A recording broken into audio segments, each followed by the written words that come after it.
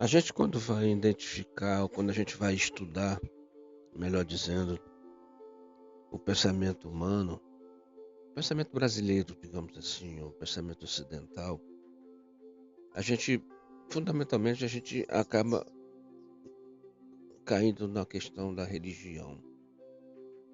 Porque a nossa vida, ela é uma relação com Deus. É aquilo que a gente pensa da divindade. É o conceito, ou é a ideia, ou é a maneira como a gente se relaciona com essa questão, com esse Deus. Quer seja ele externo, você tem um relacionamento com uma instituição. Quer seja ele interno, onde você vai buscar um relacionamento com a sua essência. A palavra religião, na sua essência, na sua origem, ela vem de religar, ou seja, de religar. Religar o homem à sua essência divina. Religar o homem àquilo que ele tem de mais sagrado, de mais profundo, a sua própria existência, a sua própria essência, ao reino dos céus que existe dentro de cada homem. A mente abstrata, que é a mente desse espírito. E você pode ter um relacionamento externo com a religião. Você estaria se relacionando com a instituição religiosa, quer seja ela islâmica, quer seja ela cristã, quer seja ela judaica. Se você olha para a parte de fora e coloca o seu Deus sentado numa nuvem lá do outro lado do horizonte, ele não vai passar de um simples observador e de um simples censor. As coisas que você tiver que fazer, porque todas as religiões, elas te levam não só a acreditar que exista um Deus único, mas elas te levam também a ter certos comportamentos éticos e comportamentos morais. Quando você atenta para esse Deus apenas de uma forma externa, os comportamentos que você precisa ter, éticos e morais, que ele impõe, tipo não matar, não roubar, não cobiçar a mulher dos outros, amar a voz própria, vai ser apenas algo que você vai fazer porque ele está te olhando. Ele é o censor. Não é uma ação livre, mesmo quando você se devota a ele, mesmo quando ele passa a ser seu senhor e você é um servo. Você vai estar sempre fazendo o que o Senhor quer, o que Deus gosta. É essa a palavra, essa a expressão que muitas vezes a gente escuta do religioso falar. Não faz isso porque Deus não gosta. Não faz isso porque Deus castiga, Deus está observando. Deus sabe o que você apagou aqui no WhatsApp. Será sempre uma ação em função de uma outra entidade. E toda essa maneira de você conceber Deus externamente, você vai forçosamente qualificá-lo como antropomórfico. Você vai estar fazendo um Deus à sua imagem e semelhança. O Deus de antigamente, embora fosse único, porque o judaísmo trouxe essa concepção de um Deus único e onipresente, você não precisa estar mais num determinado lugar para estar com aquele Deus, como por exemplo, os deuses gregos. Você tinha que estar na Grécia, no Deus grego. Deus romano era em Roma, os deuses da Babilônia, você tinha que estar na Babilônia. O judaísmo ele trouxe esse conceito de aonde você for, Deus vai com você, porque ele está com você. Mas isso, ele está com você de uma forma externa. É como se ele estivesse em todos os lugares, por onde você for. Mas existe uma outra concepção para você compreender Deus, que é Deus dentro de você. É você ter a presença divina com você. Então, todos esses conceitos, todos esses mandamentos que a religião ela te obriga, ele tem que partir de você para fora. Não tem ninguém te olhando.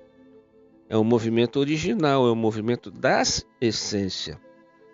Você não rouba porque da sua essência não se deve roubar. Você não cobiça a mulher do próximo porque na essência você não quer cobiçar. Não é porque Deus vai castigar. É porque você não quer. É porque você, de certa forma, não acha justo. Ou seja, há uma conscientização maior da ação que você deve praticar. Há uma mente há uma mente abstrata que sabe, que age dessa forma. Há uma consciência superior que você tem que age dessa forma. Na realidade, quando você coloca o Deus externo e você identifica, digamos assim, Jesus com Deus, e você age porque Jesus quer, você acaba imitando Jesus. Como Paulo falou, sejais todos imitadores de Cristo. O imitador de Cristo é quando você coloca o Cristo, não Jesus. O Cristo fora de você. Agora, quando você se percebe que você tem essa consciência divina e que você é um Cristo, você deixa de ser um imitador de Cristo e passa a ter uma ação crística. E na realidade, foi isso que Jesus veio viver, veio ensinar. Ele veio ensinar como é que o Cristo, que todos nós somos, devemos viver nessa terra. Quando você passa a viver a tua consciência crística, você está liberto do condicionamento dessa vida e daqueles que manipulam esse condicionamento. E os que manipulam o condicionamento não precisa ser necessariamente um grupo ou alguém aqui encarnado. Podem ser outras entidades que vieram de outros lugares e que sempre estiveram aqui manipulando a humanidade. Mas que pelo livre-arbítrio, tanto nosso quanto deles, faz com que nós mereçamos isso. Quando Jesus diz, aquele que crê em mim será salvo, é porque você vai para a fonte, e na fonte ele não te pega, ele não tem o poder de atingir você na sua fonte. E você passa a sua vida a ser uma vida crística, porque quando eu falo a sua fonte, não é só lá dentro, toda a sua vida é uma vida protegida pelo teu próprio Cristo. Protegida pela própria divindade, porque você se tornou ela. E com o desenvolvimento da sua consciência vem o desenvolvimento da tua percepção. E essa percepção vai te dar as armas, vai te dar as proteções, vai te dar a segurança, vai te dar o meio de você agir, onde você mesmo vai ser dono do seu destino e vai se proteger. Muito embora haja sempre a questão de uma proteção externa, nós nunca estamos sozinhos. Aí me vem aquela pergunta que a gente precisa: se você é um espírito, se você se reconhece como um espírito, qual é a tua religião? Qual é a religião do espírito? Ele não tem. Para o espírito, ou você é consciente, ou você é inconsciente. Ou você está na luz, ou você está nas trevas. Não há uma religião espiritual para você seguir. A religião ela é uma instituição humana. Para o espírito, a religião dele é a ligação com Deus, é a ligação com a luz.